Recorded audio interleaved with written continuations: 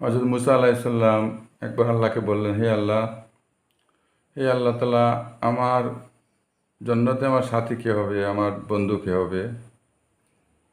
তখন আল্লাহ তাআলা বললেন, জান্নাতে তোমার সাথী হবে। মুসা আলাইহিস সালামকে আল্লাহ তাআলা বললেন, জান্নাতে তোমার সাথী হবে একজন কসাই। বাজারে যাও, একজন কসাই দেখো, গিয়ে বাজারে আমার যে একজন কসাই আছে, সে তোমার জান্নাতে তোমার সাথী হবে। তখন সেই কসাই মুসা আলাইহিস সালাম গেলেন, বাজারে গিয়ে দেখলেন এই কসাই বাজারে গোশত বিক্রি করতেছে, আর এক সাইডে ছোটো ছোটো করে গোশত রাখতেছে, কিছু গোশত জমা করে রাখছে ছোটো ছোটো করে। এরপরে বাজার থেকে উঠিয়া সেই গোশত নিয়ে বাড়ি মুখে রওনা দিয়েছে। আর সেই মুসা আলাইহিস সালামও তার পিছু পিছু রওনা দিয়েছেন।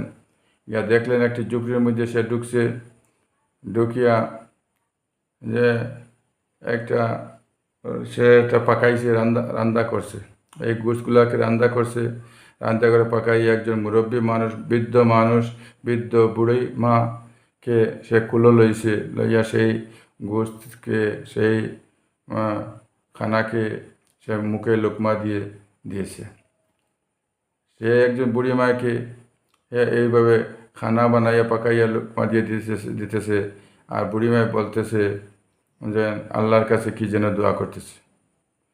তখন মুসা আলাইহিস সালাম এরপরে বললেন যে, হে যুবক, তুমি যে বৃদ্ধ মানুষকে খেদমত করেছ, খাওয়াইয়েছ, সে খেয়ে বলে আমার মা, বলে সে কি যেন দোয়া করতেছিল, হে আল্লাহ, আপনি এই জমানার যে কথা, এই জমানার সবচেয়ে বড়, এই জমানার যে নবী মুসা আলাইহিস সালাম, তার জান্নাতের মধ্যে তার সাথী বানাইও আমার ছেলেকে, এভাবে দোয়া করছে। তখন মুসা আলাইহিস সালাম বুঝতে পারলেন যে এই মার দোয়ার বরকতে আল্লাহ তাআলা তাকে সাথী বানিয়েছেন, সঙ্গী বানিয়েছে। দেখেন মার দোয়ার বরকতে কতটুকু মানুষ হইতে পারে। এই জন্য আমরা প্রত্যেকে যেন মা বাবার দোয়া পাওয়ার জন্য চেষ্টা করি, খেদমত করি। আল্লাহ